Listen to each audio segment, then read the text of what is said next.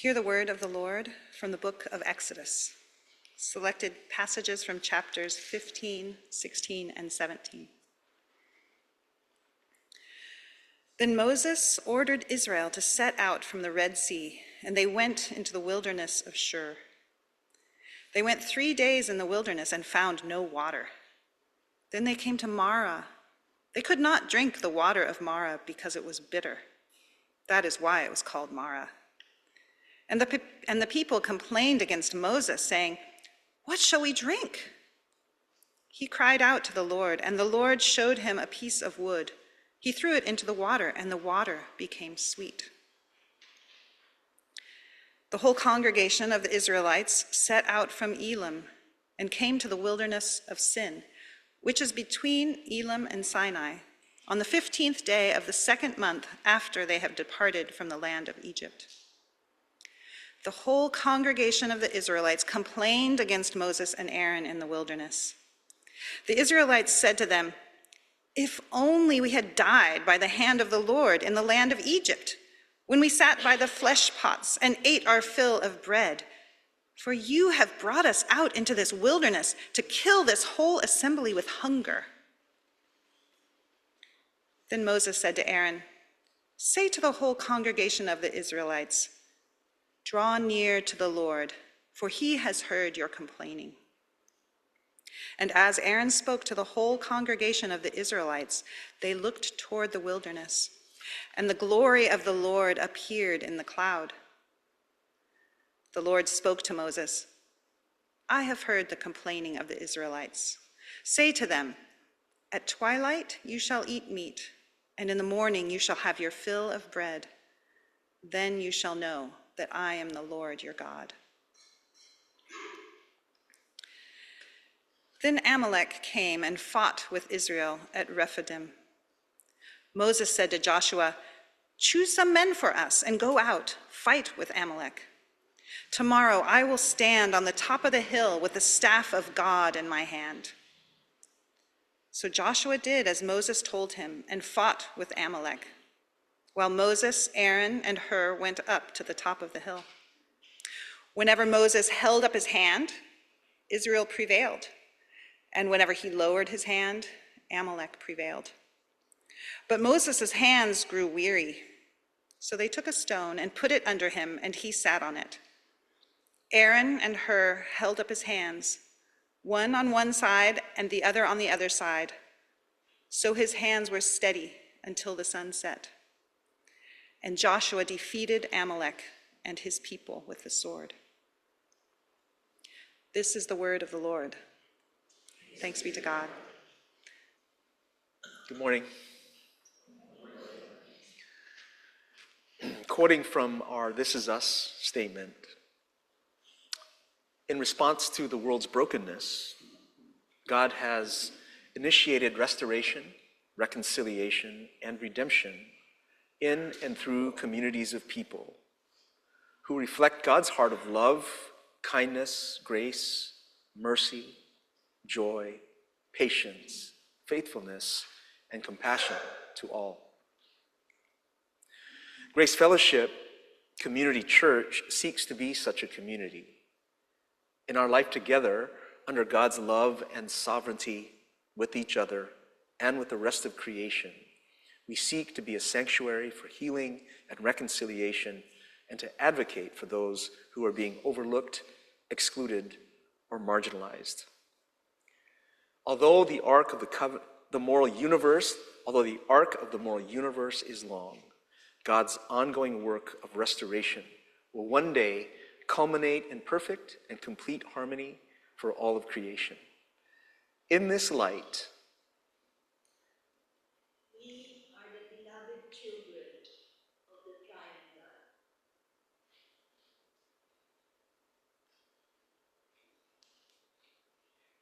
We are worshipers of the triune God. We are the continuation of the biblical story. We are a community of hope. We are people living in the present in light of God's creation. thank you. I needed to hear these declarations said out loud this morning. reminding me who we are in Christ. I needed to hear who we are as followers of the one who longs to redeem creation and everyone in it, especially the poor, the oppressed, the marginalized, and the traumatized. I had a really hard time focusing this past week. In retrospect, I should have taken a mental health day on Wednesday. And maybe the whole week. If I could have, I would have canceled church today. And to be honest, I'm unsure about this sermon. In fact, Lisa, as you were reading, I was like, oh yeah, I could use an Aaron and a her to hold me up today. I just could not get my wheels turning. My soul has felt flat. Deflated is a good word to describe myself since last Tuesday. I've been surprised how sad and angry I am by the results of the election. I guess I let myself hope a little too deeply for a different outcome. And based on the interactions with some of you, I know I'm not alone. I look forward to our November 20th event when we'll gather for the Staying Spiritually Centered in the Political Storm, where we can collectively share what's on our hearts. But if that feels too far away, like November 20th feels too far away, and you just want to process your thoughts and feelings with someone, I want to invite you to contact me. I didn't talk to Paul, but contact Paul too. Really, we need each other. You know, we need each other to get through this together. Amen. I've said this before, but I am so glad we're journeying through Exodus right now. It feels incredibly timely, week after week. As we heard from today's reading, we're at the part when the Israelites ratchet up their complaining, right? Now, I don't know about you, but in light of the elections, I have done a little bit of complaining this week. Outward, surely, but also upward. What are you doing, God? What are you doing? Which, by the way, is what I titled this sermon last minute. Sorry, Jennifer. Contrary to what your bulletin says, though we're all going to die, works too. With angry tears and a heavy heart, I've been complaining. And lo and behold, the focus of today's message is the complaining of the Israelites. I approach the text with some degree of dread because I'm thinking, yeah, God's going to tell me to stop complaining. And then I'll have to tell the congregation to stop complaining. And Lord, frankly, I just don't want to do that. Taking my cue from Moses, I argued with God this week. It feels right to complain right now, God, to ask questions, to be bewildered, disoriented, sad, angry, etc., and to express all that to anyone who would listen, and to you, Lord. Those prayers, are they kind of like the prayers you've been praying this past week? The wondrously strange thing is, I didn't hear God say stop. With my complaining heart, I wrestled with the text and I didn't feel judged. Now, this might well be rationalization of the most self-deceptive kind, but what I ended up sensing strongly was permission from God to complain. If by complain we mean expressing our needs and feelings to God and each other. Now, complaining can go too far. It can easily go out of bounds and become grumbling. Grumbling. I see the complaining of the Israelites as part appropriate complaining and inappropriate grumbling.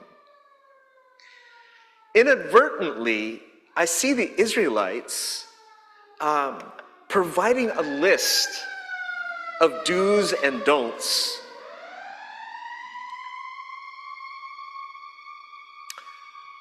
A list of do's and don'ts of complaining for all future generations, including ours.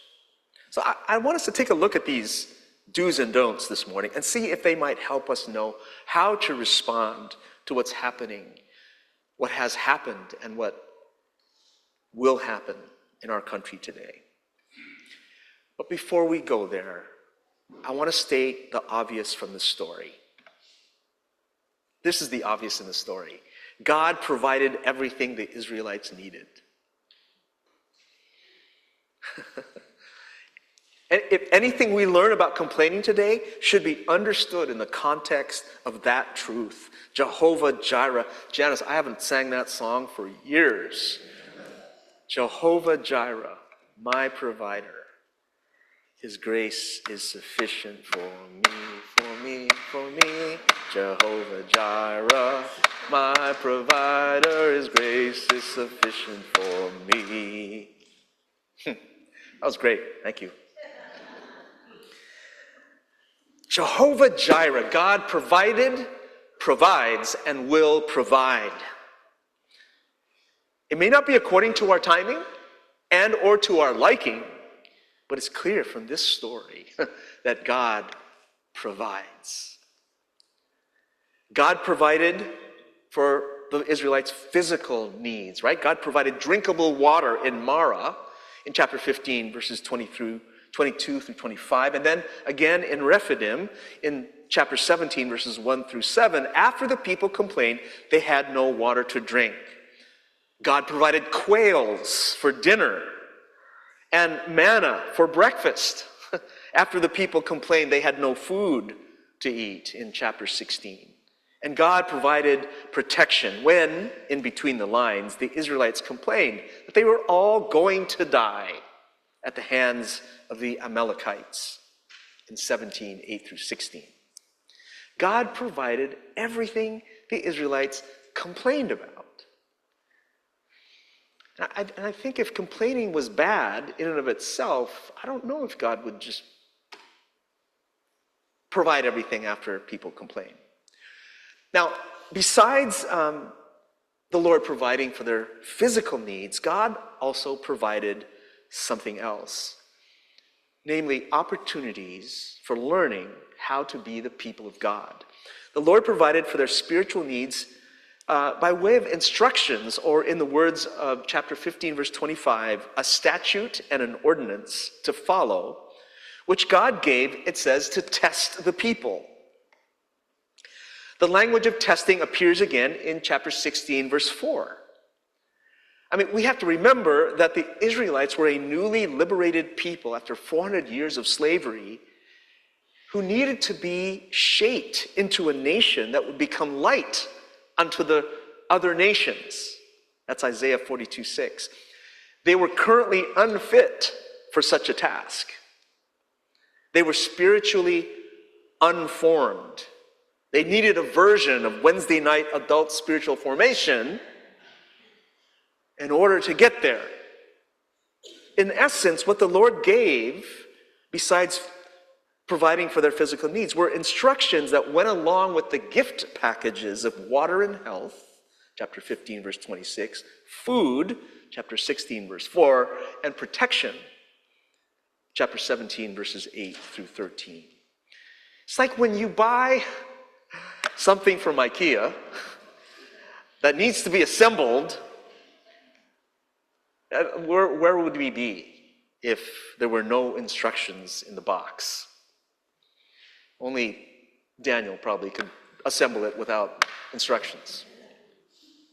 Now, when I understand the Lord's instructions given here as discipleship training, or if you wish, as steps to assemble something right, I don't see the people's failings as overt disobedience. I see them instead as learning by making mistakes, which is the way we learn anything.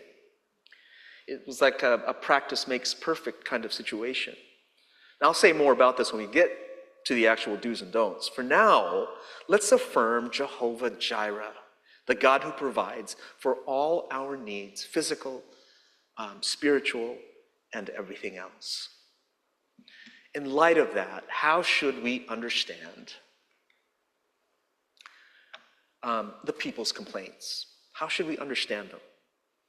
Well, I contend in their process of learning how to be the people of God, the Israelites showed us how and how not to complain. According to chapter 16, verse 1, they were about a month into their sojourn. Enough time, I surmise, for some realities to have set in. As horrible as their situation was in Egypt, it was all they knew. So there was the reality of leaving everything familiar, followed by the reality of not knowing where they were going. I mean, there was an ancient promise given to their ancestors of becoming a great nation, but at this point, I surmise they were essentially facing an unknown future. And furthermore, life on the road was hard. Wait a minute, what road? There were no roads, just vast wilderness and dry desert. That's how rough it was. So finding themselves in that situation, the Israelites complained. Would you complain? I know I would. In fact, I think it would be quite appropriate to complain. For example,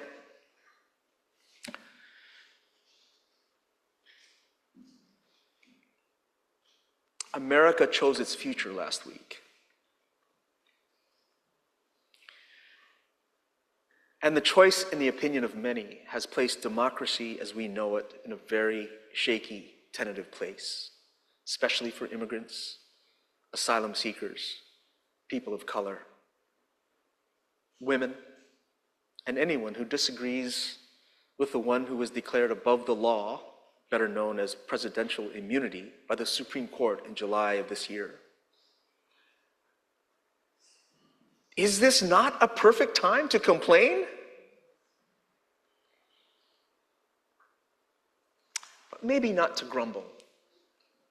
Like I said earlier, the Israelites did both, thus providing an enduring list of do's and don'ts that we can all benefit from.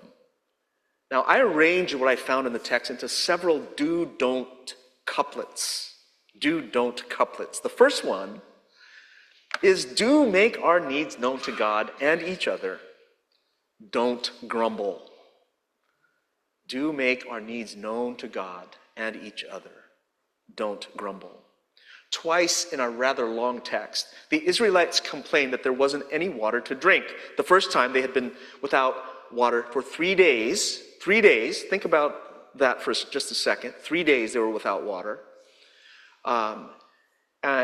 They get to a place called Marah and saw water. Can you imagine? Can you imagine? 3 days, no water. And then you get to this place and there's this lake. There's this body of water. I imagine them running toward it, dipping their hand in it, desperately sipping from the palm of their hands, and then spitting it out because the water was bitter. This was after no water, remember, for 3 days. Now, I contend that it was quite okay for them to complain, to make their need known. They needed water. And it was quite okay for them to inquire what the plan was to get water. But listen now to what their complaint sounded like in Rephidim in chapter 17. Why did you bring us out of Egypt? To kill us and our children and livestock with thirst? Their complaining turned into grumbling, which I define as complaining gone too far, and you know you've gone too far when it involves snark, sarcasm, blame, and despair. Should I repeat that? Grumbling is complaining gone too far, and you know you've gone too far when it involves snark, sarcasm, blame, and despair. Do make our needs known to God and each other, but don't grumble. Lord, you know I love you, but I need to know what happened last Tuesday. Where were you? That was my breath prayer all day on Wednesday. And it felt right. It felt right. Also, I'm not sure why, but I vented on Facebook, and it did bring some relief. I think it was my way of communicating my need for companionship with other hurting friends on this painful journey. Now, unfortunately, the comforting responses were accompanied by other responses from some of my Christian nationalist friends. I may or may not have participated in some back and forth with some of them. In my pain, I returned snark for snark, sarcasm for sarcasm, blame for blame, an eye for an eye, and a tooth for a tooth. And I knew better, and I know better. I thought that I had overcome that useless habit years ago. But in retrospect, I wasn't really arguing with them. They just gave me a convenient window to grumble, and I took it. In evaluating my social media behavior this past week, I'd say that I made my need known, and that was okay. But I also grumbled, and that was not okay. Do make your needs known to God and each other. Don't grumble. A lesson that I learned from the Israelites of the Exodus. Another couplet is this: do make your needs known to your leaders. Don't expect them to meet your needs. Do make your needs known to your leaders. Don't expect them to meet your needs. The constant exchange between the people and Moses and Aaron is fascinating, if not painful. Let's notice that when the people complained, chapter 15, verse 24, chapter 16, verse 2, and chapter 17, verse 20, they did so against Moses and Aaron. And I really felt for these guys.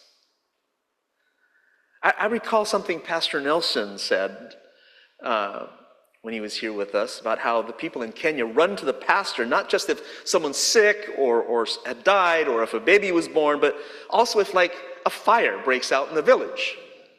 You remember that? Pastor, there's a fire that's burning up our fields. Do something. By the way, I understand Pastor Nelson and Annette join us often online. And if you're watching, you two, we miss you and hope things are going well. Now, were the people wrong to let their leaders know their need for food and water? No, I don't think so. Though, Moses and Aaron certainly already knew people were hungry and thirsty, but it was fine, even appropriate, that the people went to them. As a pastor, I want to know what's going on in your lives. That's what that little tear-off is. The bulletin, that's what it's for. When we receive these prayer requests, the staff prays, just like Moses and Aaron did when the people came to them. This is a good thing. So do make your needs known to church leadership, and we're not just talking about spiritual needs. But, don't expect church leadership to meet those needs. We can pray, which is not nothing, and we can share the burden of the crisis with you, and we can garner community support. But we probably can't put out a fire. A real fire. If you look at fire metaphorically, yeah, there's lots of fires that happen, but we're talking about a real fire that's going on. I'm quite sure that Pastor Nelson's seminary training did not include firefighting. I can see Pastor Nelson now, if he's here, just nodding, right? In agreement. It says when the Israelites complained, they did so against Moses and Aaron, meaning they blamed them for their predicament and expected them to solve the problem. Fix it, Moses. Fix it, pastor. Fix it, session. And Moses made it clear in chapter 16, verses 6 through 8, and again in 17:2, that when they complained against him, they complained against the Lord. I hear Moses retorting as they complained, "Why are you coming to me as if I was the one who parted the Red Sea? I don't have the power to make drinkable water or to make food in the desert. And by the way, I'm hungry and thirsty too. Stop blaming us and expecting us to save the day." The people kept at it though. And Moses prayed in 17:4, "What shall I do with these people?" So glad that I've never prayed that way.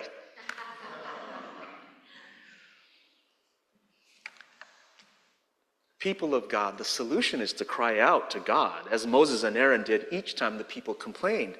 But I also read in the people's complaints that they looked to their leaders to solve their problems, as if the people had no role to play in the situation. I mean, wouldn't it have been beautiful if they cried out to God together? Wouldn't it have been beautiful if they worked together through crisis instead of unrealistically expecting leadership to take care of everything?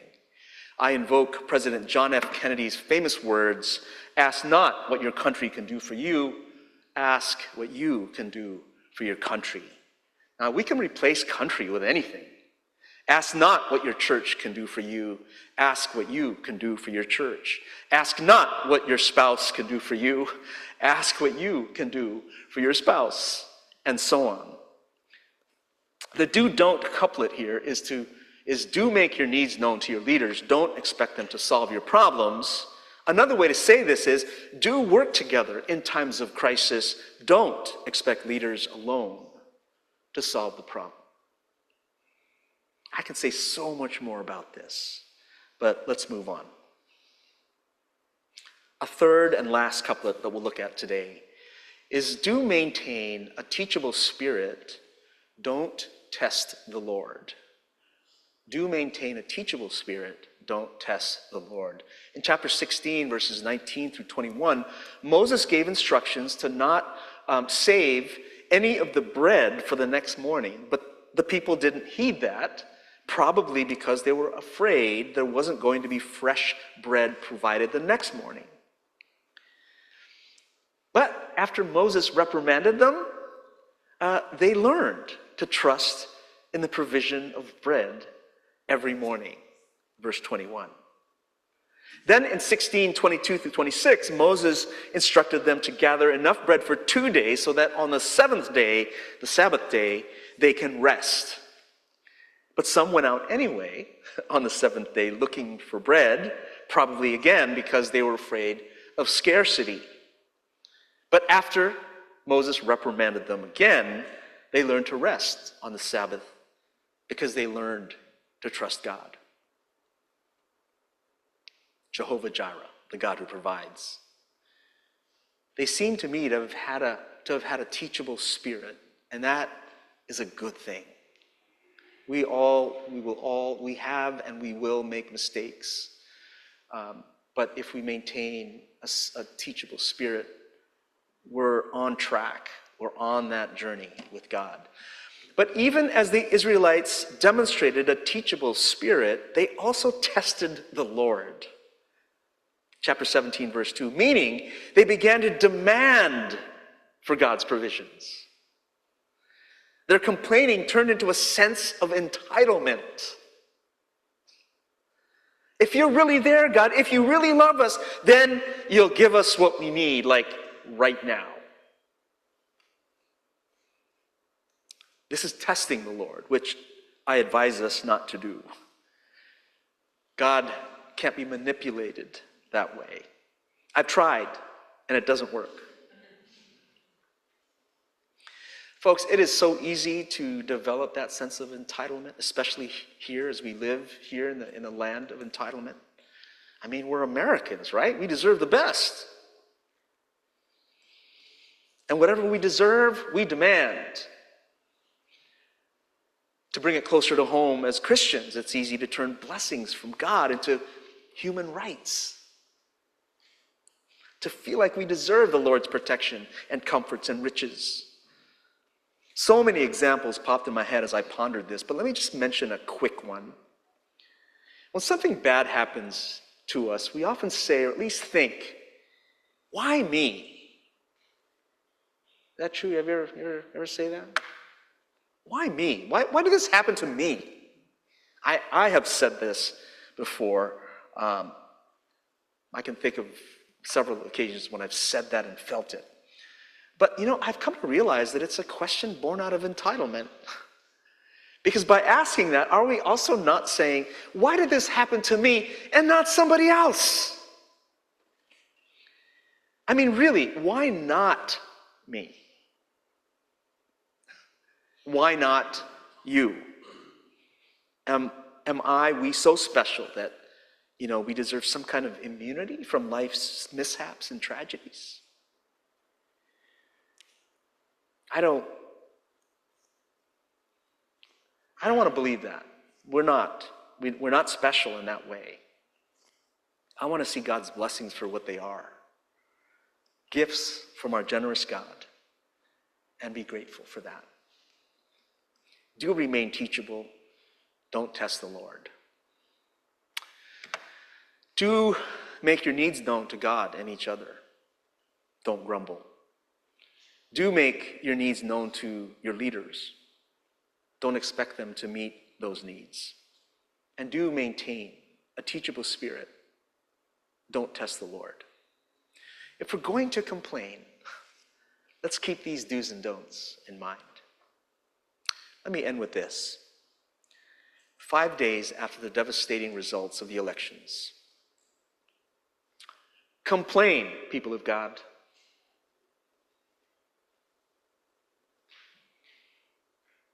If you've hesitated because you think God will get mad at you, then please take this message as permission to complain.